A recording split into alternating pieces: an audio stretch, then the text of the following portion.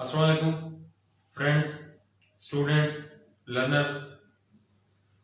मेरा आज का जो टॉपिक है वो एक नए चैप्टर का आगाज करने वाला है और नया चैप्टर का आगाज जो है वो किस नाम के अबाउट है, वो हार्मोन्स के रिलेटेड है और एंडोक्राइनोलॉजी के रिलेटेड है। हार्मोन्स क्या हैं, हम इनके मतलब इंट्रोडक्टरी लेक्चर्स पढ़ेंगे और एंडोक्राइनोलॉजी क्या है या फिर हार्मोन्स उन प्रोटीन्स का नाम है, उन केमिकल्स का नाम है जो कि केमिकल कोऑर्डिनेशन में इस्तेमाल होते हैं, जो कि एक ग्रुप ऑफ सेल्स से, कुछ टिश्यूज से सक्रीट होते हैं और उन सेल्स से सक्रीट होने के बाद ये अपने टारगेट सेल्स पे, अपने जो है वो टारगेट टिश्यूज पे जाके अफेक्ट करते हैं, उनको स्टिमुलेट करते हैं। वो टारगेटिंग जो टिश्यूज हैं वो इन जो है केमिकल के रिस्पांस में या तो अपना फंक्शन परफॉर्म करते हैं या फिर ये उनको स्टिमुलेट करते हैं कि वो कुछ और नई सेक्रेशन पैदा करें। केमिकल्स जो हैं वो क्या करते हैं, या तो नई सेक्रेशन पैदा करवाने के लिए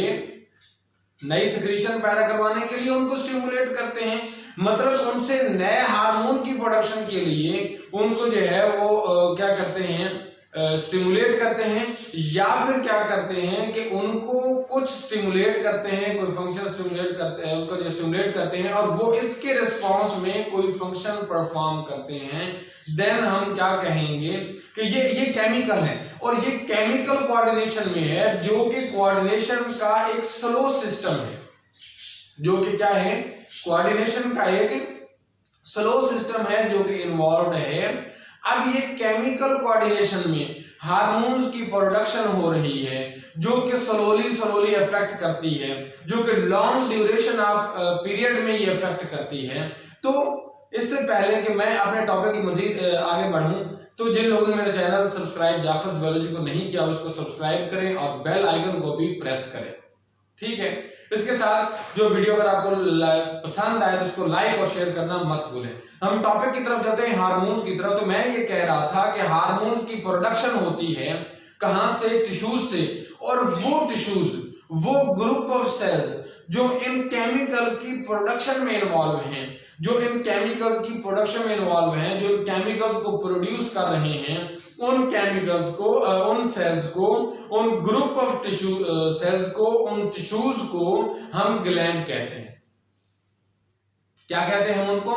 ग्लैंड्स कहते हैं, जो कि केमिकल की प्रोडक्शन में इन्वॉल्व हैं, इन हार्मोन्स की प्रोडक्शन में इन्वॉल्व हैं, उनको ग्लैंड्स कहते हैं। उन ग्रुप ऑफ सेल्स को ग्लैंड्स कहते हैं, उन टिश्यूज को ग्लैंड्स कहते हैं।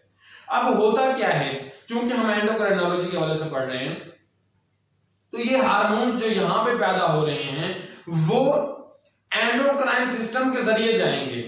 अब एंडोक्राइन सिस्टम क्या है कि हार्मोन्स जो जहां से पैदा होते हैं, जिन सेल्स से पैदा होते हैं, उन सेल्स से पैदा होने के बाद अपना उस साइड से जहां से वो पैदा हो रहे हैं, उनसे पैदा होने के बाद ये हार्मोन्स अपने टारगेट सेल्स पर जाते हैं, अपने टारगेट टिश्यूज पर जाते हैं। जिस मकाम पे जाते हैं, वो चाहे विद इन सेल हो या वो चाहे आउट ऑफ द सेल हो, वहां पे उन सेल्स पे इनको रिसेप्ट करने के लिए रिसेप्टर्स मौजूद होते हैं।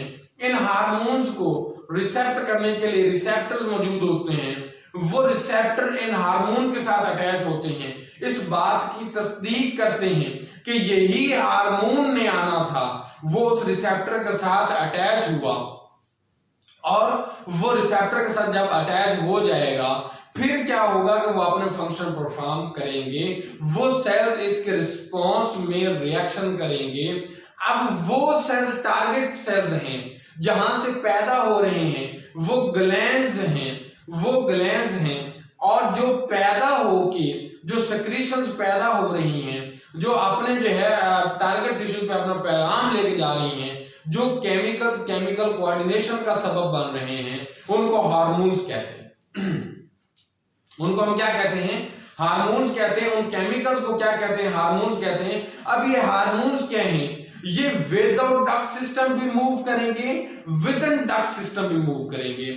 मतलब डक्ट सिस्टम के थ्रू ये ट्रेवल करेंगे, ब्लड के थ्रू ट्रेवल करेंगे, जो है वो आर्टरीज, वेन्स और कैपिलरीज के थ्रू ट्रेवल करेंगे, ब्लड के अंदर मौजूद प्लाज्मा के थ्रू ये ट्रेवल करेंगे और अपने टारगेट टिश्यू पे जाएंगे, अपने टारगेट सेल्स पे जाएंगे। इसीलिए इनको एंडोक्राइन ग्लैंड्स कहा जाता है। उन ग्लैंड्स को एंडोक्राइन ग्लैंड कहा जाता है जिनकी केमिकल सिक्रीशन, जिनके ये केमिकल मैसेंजर और जो है वो through blood system, through blood ducts के, ये डक्ट सिस्टम के थ्रू ये जाते हैं और अपने टारगेट सेल्स पे जाके टारगेट करते हैं, उनको स्टिमुलेट करते हैं, उनको जाके अफेक्ट करते हैं। उनको हम क्या कहते हैं, इसीलिए इन ग्लैंड्स को हम एंडोक्राइन ग्लैंड्स कहते हैं। जैसे कि इनके एग्जांपल अपने अगर हम लेते हैं तो जो है वो पिट्यूटरी ग्लैंड है, थायराइड ग्लैंड है, पैराथायराइड ग्लैंड है, सो ऑन। ये इनकी सिक्रीशन सेक्रेट होती हैं और इन ये केमिकल कोऑर्डिनेशन का जो सबब हार्मोन्स बन रहे हैं, ये स्लो कोऑर्डिनेशन है, ये स्लो कोऑर्डिनेशन है as compare to nervous coordination. Nervous coordination में न्यूरॉन्स अफेक्ट कर रहे हैं, केमिकल कोऑर्डिनेशन में ये केमिकल्स जो हैं वो जा रहे हैं, हार्मोन्स की जो है वो केमिकल्स की शक्ल में जा रहे हैं। तो ये स्लो प्रोसेस है, ये स्लोली इफेक्ट करता है, टारगेट टिश्यूज जिसको स्लोली रिस्पॉन्ड करते हैं। ठीक है, अब हम बात करते हैं, इन हार्मोन्स की बात कर रहे थे, तो ये हार्मोन्स की अगर बात करते हैं तो इनकी क्लासेस की बात करते हैं कि हार्मोन्स को कितनी क्लासेस में डिवाइड किया गया है। तो कौन कौन सी हार्मोन्स की क्लासेस हैं? पहली है, इनको प्रोटीन्स और पॉलीपेप्टाइड्स में डिवाइड किया गया। मतलब ये हार्मोन जो हैं वो प्रोटीन्स के भी हो सकते हैं, पॉलीपेप्टाइड्स के भी हो सकते हैं। प्रोटीन्स मतलब ये है कि अमीनो एसिड की एक लॉन्ग चेन इनके साथ जुड़ी हुई है और अमीनो एसिड की लॉन्ग चेन जो है वो जुड़ के एक हार्मोन्स बना रही हैं पेप्टाइड बॉन्ड के जरिए। वो जो पेप्टाइड बॉन्ड बन रहा है दो अमीनो एसिड के दरमियान, एक अमीनो एसिड की कार्बोक्सिलिक एसिड जो फंक्शनल ग्रुप है और दूसरे अमीनो एसिड के अमाइनो फंक्शनल ग्रुप के दरमियान, ये वाटर के रिमूवल से पेप्टाइड बॉन्ड बनता है जो इन दोनों को जोड़ता है, दोनों अमीनो एसिड को जोड़ता है। तो इन अमीनो एसिड के जुड़ने से प्रोटीन्स बनती हैं और वो हार्मोन्स जो के प्रोटीन इन नेचर हैं, वो हार्मोन्स जो के प्रोटीन इन नेचर हैं, उन हार्मोन्स को हम पेप्टाइड या पॉलीपेप्टाइड के नाम से जानते हैं। अब क्या होता है कि अगर इन प्रोटीन्स की बात करते हैं या पेप्टाइड्स की बात करते हैं तो ये मोस्टली जो है वो 100 जो है अमीनो एसिड की बनी हुई एक चेन पर मुश्तमिल होते हैं। कितने? 100 अमीनो एसिड की बनी हुई एक चेन पर मुश्तमिल होते हैं, प्रोटीन्स होते हैं। लेकिन जो 100 से क्रॉस कर जाता है, अबव द 100 अमीनो एसिड होते हैं, 150 हो सकता है, 200 अमीनो एसिड की एक चेन हो सकती है, हम उनको क्या कहते हैं? जो कि 150, 200 या ज्यादा अमीनो एसिड की एक चेन होती है तो उसे पॉलीपेप्टाइड में हम काउंट करते हैं, वो पॉलीपेप्टाइड अमीनो एसिड्स होते हैं। अगर हम बात करते हैं इनके एग्जांपल्स की बात करते हैं तो कौन कौन से हार्मोन जो हैं वो प्रोटीन्स और पॉलीपेप्टाइड्स हो सकते हैं? वो हार्मोन जो कि पिट्यूटरी ग्लैंड से पैदा होते हैं और पिट्यूटरी ग्लैंड फोरब्रेन के हिस्सा हाइपोथैलेमस में पाया जाता है। पिट्यूटरी ग्लैंड के दो पार्ट्स हैं, एंटीरियर पिट्यूटरी ग्लैंड भी है, पोस्टीरियर पिट्यूटरी ग्लैंड भी है। दोनों एंटीरियर लोब से, पोस्टीरियर लोब से, दोनों लोब से जो पैदा होने वाले हार्मोन्स हैं वो क्या है? प्रोटीन्स हैं, पॉलीपेप्टाइड हैं। उसके अलावा अगर हम एग्जांपल देखते हैं, पेंक्रियाज की बात करते हैं, जो कि पेंक्रियाज जो है ये भी एक ग्लैंड है। पेंक्रियाज से पैदा होने वाले हार्मोन्स जो कि इंसुलिन है, ग्लूकागॉन है, जो कि डायबिटीज में इन्वॉल्व है, शुगर का लेवल कम करने में और ज्यादा करने में इन्वॉल्व है, हाइपोग्लाइसीमिया और हाइपरग्लाइसीमिया में इन्वॉल्व होते हैं। वो ये हार्मोन्स इंसुलिन और ग्लूकागॉन ये भी प्रोटीन्स और पॉलीपेप्टाइड्स होते हैं। इसके बाद तीसरी एग्जांपल देता हूं इन प्रोटीन और पॉलीपेप्टाइड हार्मोन्स की। वो क्या है? पैराथायराइड ग्लैंड, ये थायराइड के पास मौजूद होते हैं और इनकी जो प्रोडक्शन है पैराथायराइड हार्मोन जो है ये भी प्रोटीन और पॉलीपेप्टाइड का बना होता है। किसका है? प्रोटीन इन नेचर होता है, पॉलीपेप्टाइड इन नेचर हो सकता है।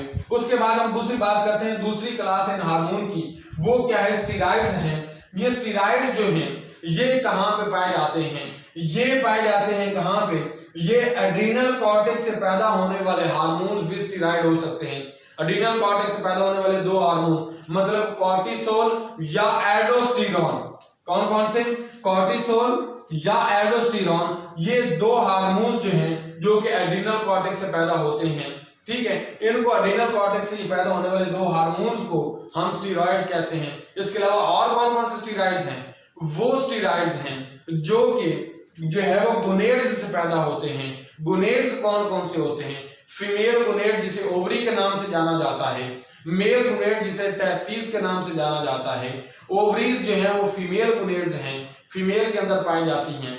इन फीमेल गोनेड्स से जो दो हार्मोन्स पैदा होते हैं, इन जो है दो ओवरीज से, जो इन ओवरीज से जो दो हार्मोन्स पैदा होते हैं वो भी स्टेरॉइड के एग्जांपल हैं। वो कौन कौन से हैं, एस्ट्रोजन हैं और प्रोजेस्टेरोन हैं। हम बाद में जैसे बाद वाले लेक्चर देंगे तो हम हार्मोन्स के हवाले से बात करेंगे, उनके टिश्यूज ग्लैंड्स के हवाले से बात करेंगे, डिटेल में बात करेंगे। तो अभी क्या है, उनकी क्लासेस में एग्जांपल दे रहा हूं कि ओवरीज से पैदा होने वाले दो हार्मोन्स कौन कौन से, ओवरीज से पैदा होने वाले एस्ट्रोजन और प्रोजेस्टेरोन हैं। उसके बाद हम बात करते हैं टेस्टिस की। तो टेस्टिस से जो हार्मोन्स पैदा होते हैं वो क्या है, टेस्टोस्टेरोन है जो कि मेल सेक्स हार्मोन के नाम से जाने जाते हैं। एस्ट्रोजन और प्रोजेस्टेरोन जो है ये फीमेल सेक्स हार्मोन के नाम से जाने जाते हैं। इसके अलावा दो हार्मोन प्लेसेंटा से भी पैदा होते हैं, यही एस्ट्रोजन और प्रोजेस्टेरोन को प्लेसेंटा से भी पैदा किया जाता है। बहरहाल ये किस में इन्वॉल्व है, स्टेरॉइड्स की क्लास में इन्वॉल्व है, ये स्टेरॉइड्स की क्लास में पाए जाते हैं।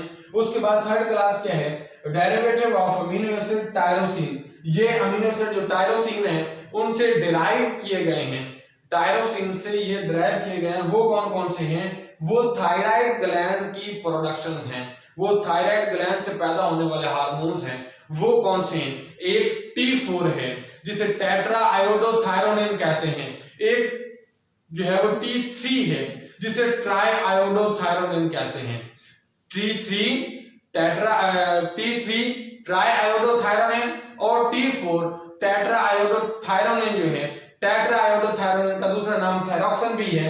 ये किससे पैदा होते हैं, थायराइड ग्लैंड से पैदा होते हैं। तो ये अमीनो एसिड टायरोसिन के डेरिवेटिव हैं। किसके डेरिवेटिव हैं, टायरोसिन के डेरिवेटिव हैं, उनसे डिराइव किए गए। अब अगर हम बात करते हैं कि इनकी ट्रांसपोर्ट कैसे होती है हार्मोन्स की, तो हार्मोन्स के ट्रांसपोर्ट की बात करते हैं तो ये ब्लड के थ्रू ट्रांसपोर्ट तो हो रही है उनकी, किसके थ्रू हो रही है, ब्लड के थ्रू इनकी ट्रांसपोर्ट तो हो रही है, लेकिन ब्लड के अंदर इनका स्कोप क्या है, ये ब्लड के अंदर फ्रीली मूव करते हैं या किसी के साथ अटैच्ड होकर मूव करते हैं। अब हमने इस चीज को डिस्कस करना है कि क्या ये ब्लड के अंदर फ्रीली मूव कर रहे हैं या ये ब्लड के अंदर जो अंदर जो है वो किसी के साथ अटैच्ड होकर मूव कर रहे हैं। तो पहली चीज क्या है कि ये ब्लड के अंदर फ्रीली मूव करते हैं, लेकिन किस तरह ब्लड के अंदर ये मूव करते हैं, इनको उसकी मूवमेंट के हवाले से इनको बात की जा रही है। तो ब्लड के अंदर ये कुछ हार्मोन जो हैं वो वाटर सॉल्युबल हैं, जो पानी के अंदर सॉल्युबल हो जाते हैं, जो है वो पानी के अंदर सॉल्युबल होके ये मूव करते हैं। तो ये पानी जो उनके अंदर प्लाज्मा के अंदर, ब्लड के प्लाज्मा के अंदर पाया जाता है, उससे ये क्या करते हैं, तो उसके अंदर सॉल्युबल होके ये मूव करते हैं। और इसके एग्जांपल क्या है, पेप्टाइड्स हैं। और जो वाटर सॉल्युबल हार्मोन्स हैं ना, क्या है, जो वाटर सॉल्युबल हार्मोन्स हैं वो इजीली ट्रेवल कर सकते हैं, वो इजीली जा सकते हैं। और जाने के बाद वो जब अगर कैपिलरीज में पहुंचते हैं तो कैपिलरीज की बारीक वॉल से, कैपिलरीज की बारीक वॉल से ये हार्मोन जो हैं इजीली डिफ्यूज हो जाते हैं। और डिफ्यूज होने के बाद अपने टारगेट सेल्स पे जाके वो अफेक्ट कर सकते हैं। मतलब जो वाटर सॉल्युबल हार्मोन्स हैं जो ब्लड के थ्रू तो जाते हैं लेकिन वाटर सॉल्युबल हैं, वो हार्मोन्स अपने टारगेट टिश्यूज पर इजीली डिफ्यूज होके वहां पे टारगेट कर सकते हैं। अगर हम दूसरी बात करते हैं, ये दूसरी तरह के हार्मोन्स के बाकी और कौन से हार्मोन्स किस तरीके से जाते हैं, तो दूसरी क्लास ये है, दूसरी कैटेगरी ये है कि जिसमें हार्मोन्स जो हैं वो ब्लड के अंदर मौजूद प्लाज्मा प्रोटीन्स के साथ, किसके अंदर, ब्लड के अंदर मौजूद प्लाज्मा प्रोटीन के साथ बाइंड करते हैं। और ब्लड के अंदर मौजूद प्लाज्मा प्रोटीन के साथ बाइंड करके ट्रेवल करते हैं।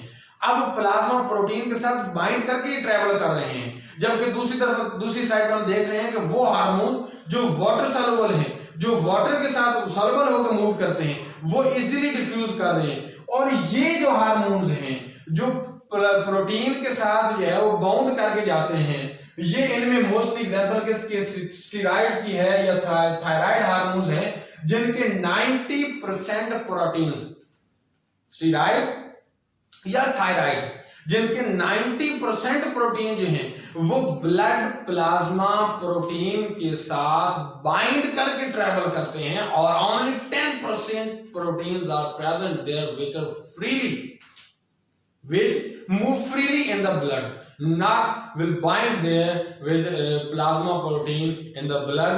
तो 90% जो प्रोटीन है वो ब्लड प्लाज्मा के साथ जो है वो बाइंड करके जाती है, और ओनली 10% प्रोटीन जो है वो फ्रीली मूव करती है। हार्मोन्स में वो कौन कौन से, किस में से 10% है, वो कौन से हैं, स्टेरॉइड और थायराइड में। ये मत समझिएगा कि टोटल हार्मोन्स का 10% फ्रीली मूव करता है, 90% बाइंड करता है। मैं ये कह रहा हूं स्टेरॉइड और थायराइड की जो बात कर रहे हैं उनकी बात कर रहे हैं।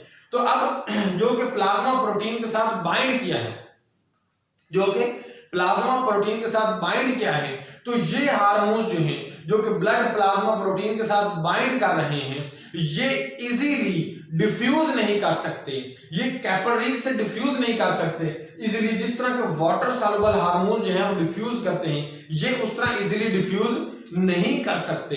तो क्या होता है, और दूसरी बात, एक तो इजीली डिफ्यूज नहीं कर सकते, दूसरी बात क्या है कि ये जब तक अपनी प्रोटीन के साथ बाइंड रहेंगे, ब्लड प्लाज्मा प्रोटीन के साथ बाइंड रहेंगे, ये हार्मोन्स क्या करेंगे, इनएक्टिव रहेंगे। क्या करेंगे, ये हार्मोन्स जो हैं वो इनएक्टिव रहेंगे, जो कि ब्लड प्लाज्मा प्रोटीन के साथ बाइंड कर रहे हैं, जो कि ब्लड प्लाज्मा प्रोटीन के साथ बाइंड कर रहे हैं, वो इनएक्टिव रहेंगे। और एक्टिव कब होंगे, कि जब ये ब्लड प्लाज्मा प्रोटीन से हार्मोन्स जो हैं वो अलग हो जाएंगे, जैसे अलग होंगे वो एक्टिव होंगे। मतलब ये है कि जब तक प्रोटीन के साथ बाइंड रहेंगे वो अपना फंक्शन परफॉर्म नहीं कर सकते, वो जो स्टिमुलेशन करना चाहते हैं वो स्टिमुलेट नहीं कर सकते। जब उनको टारगेट सेल पे इफेक्ट करना है तो उनको अपनी ब्लड प्लाज्मा प्रोटीन से डिटैच होना पड़ेगा। लेकिन जब वाटर सॉल्युबल हार्मोन्स की बात करते हैं तो यहां पे ऐसा नहीं है, यहां पे ऐसा नहीं है, ये वाटर सॉल्युबल है, इजीली डिफ्यूज भी कर सकते हैं और एक्टिव भी हो सकते हैं। तो लिहाजा ये दोनों में मैंने डिफरेंस बोला था, वो दोनों डिफरेंस मैंने क्या बताया है कि अब हम बात करते हैं इनकी, ये दोनों मैंने इनकी ट्रांसपोर्टेशन की बात कर ली है। अब हम बात करेंगे इनके मैकेनिज्म क्या है, मैकेनिज्म ऑफ एक्शन क्या है हार्मोन्स का, तो उनके हवाले से बात करते हैं।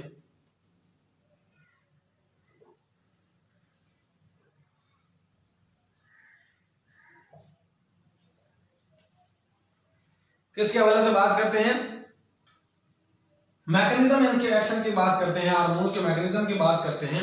तो ये 3 तरह का मैकेनिज्म शो करते हैं।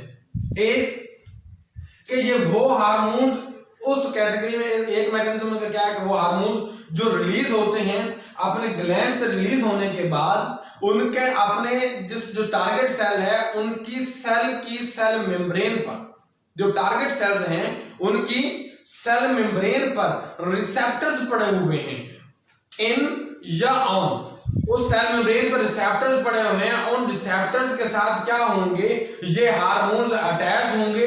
उन हार्मोन्स जो है अपने रिसेप्टर के साथ सेल मेम्ब्रेन पे जो पड़े हैं उनके साथ अटैच होंगे, और अटैच होने के बाद वो इस बात की तस्दीक करेंगे कि ये हार्मोन जो हैं वो मुतलका रिसेप्टर के साथ अटैच हो पाए हैं कि नहीं। अगर उसके साथ अटैच हो पाए हैं तो ये मुतलका हार्मोन्स हैं, देन उनको आगे गुजरने की जो है वो रास्ता फराहम किया जाएगा। मतलब ये है कि एक किस्म वो है जो सेल मेम्ब्रेन पे पड़े हुए अपने रिसेप्टर्स के साथ अटैच करती है, और उसके एग्जांपल क्या है, पेप्टाइड्स हैं।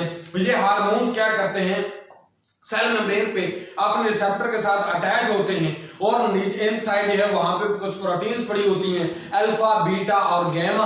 और वो अल्फा बीटा जो गैमा है वो जब ये हार्मोन्स अटैच होंगे, नतीजतन क्या होता है कि वो वहां पे एक्शन होगा, जीटीपी कन्वर्ट होगी जीडीपी में, ग्लोबुलर प्रोटीन कन्वर्ट होगी, ये जीटीपी जीडीपी में कन्वर्ट होगी और देन ये अल्फा प्रोटीन वहां से अलग कर लेगी, देन ये एक्टिवेशन हो जाएगी इसकी। अब दूसरी तरफ जो है इसकी एग्जांपल क्या है कि ये जो सरफेस पे मेम्ब्रेन रिसेप्टर के साथ अटैच होते हैं उनकी एग्जांपल है पेप्टाइड हार्मोन्स हैं। दूसरा क्या है कि स्टीरॉयड हार्मोन है। ये स्टीरॉयड हार्मोन क्या करते हैं, ये अपनी सेल की मेम्ब्रेन के सरफेस पे अटैच नहीं होते बल्कि ये इनसाइड द साइटोप्लाज्म इनके रिसेप्टर पड़े हुए हैं। क्या होता है कि इनसाइड द साइटोप्लाज्म इनके रिसेप्टर पड़े हुए हैं, ये गुजर जाते हैं, गुजरने के बाद हार्मोन जो है वो अपने रिसेप्टर के साथ बाइंड होता है, साइटोप्लाज्म में बाइंडिंग होती है, वहां पे हार्मोन और रिसेप्टर कॉम्प्लेक्स बनता है, वहां पे इसकी एक्टिवेशन होती है और देन जो है ये रिसेप्टर अलग हो जाता है। हार्मोन जो है अपनी एक्टिवेशन जब हो जाती है तो अपने स्टिमुलेशन कॉज करता है, अपना जो काम है, जो फैक्टर जिसके लिए आए हैं वो कोऑर्डिनेशन करता है। ये जो साइटोप्लाज्म में जाके आप इफेक्ट करते हैं उनकी एग्जांपल में स्टीरॉइड्स हैं। उसके बाद हम बात करते हैं तीसरी जो है इनका मैकेनिज्म क्या है कि ये न्यूक्लियस में, इन द न्यूक्लियस जाके इफेक्ट करते हैं, डीएनए पे जाके इफेक्ट करते हैं, मैसेंजर आरएनए पे जाके इफेक्ट करते हैं, या फिर वो ट्रांसक्रिप्शन करवाने वाले हैं उन पे जाके इफेक्ट करते हैं। तो इनके एग्जांपल क्या है, थायराइड हार्मोन्स हैं। ये थायराइड हार्मोन साइटोप्लाज्म से गुजरते हैं और वहां पे अपने जो है रिसेप्टर के साथ अटैच होते हैं। अटैच होने के बाद वहां पे क्या करते हैं, डीएनए का न्यूक्लियस में चले जाते हैं, डीएनए के पास, और अगर वहां पे डीएनए से ट्रांसक्रिप्शन होने वाली है, मैसेंजर आरएनए बनने वाला है तो उसको अफेक्ट करेंगे। तो या फिर कुछ हार्मोन जो जैक-स्टैट पाथवे का सहारा लेते हैं, जेनस काइनेज 2 जो है वो सिग्नल ट्रांसडक्शन जो है वो ट्रांसक्रिप्शन उसकी बात कर रहे हैं, तो स्टिमुलेटर की बात कर रहे हैं, जैक-स्टैट 2, तो ये उनकी बात कर रहे हैं। बहरहाल ये कुछ मैंने मैकेनिज्म बोले थे जिनके हमने अवेलेबल बात की है मैकेनिज्म के हवाले से। अब इनकी बात करते हैं कि अगर हम सर इनको हार्मोन्स को मेजर किस तरह किया जाता है, तो हार्मोन्स के मेजरमेंट की बात करते हैं इसमें दो मेथड यूज किए जाते हैं। एक कौन से है, रेडियो अम्यूनो एसिड जो है, और दूसरा एलाइजा जो है, एंजाइम लिंक्ड अम्यूनो सॉल्वेंट ऐसे है। तो ये दो मैकेनिज्म हैं, जो मेथड्स हैं, इनको जो है वो इनको मेजर करने के लिए, तो हार्मोन्स के लिए। तो हम अगले लेक्चर में इन दोनों को तफसील से बोलेंगे, रेडियो अम्यूनो एसिड को और एलाइजा के मतलब हम बात करेंगे। तो यहाँ तक मेरा लेक्चर इख्तिताम पजीर हुआ। तो अगर आप लोगों को ये मेरा लेक्चर पसंद आया तो इस वीडियो को लाइक और शेयर करना मत भूलें। अल्लाह हाफिज।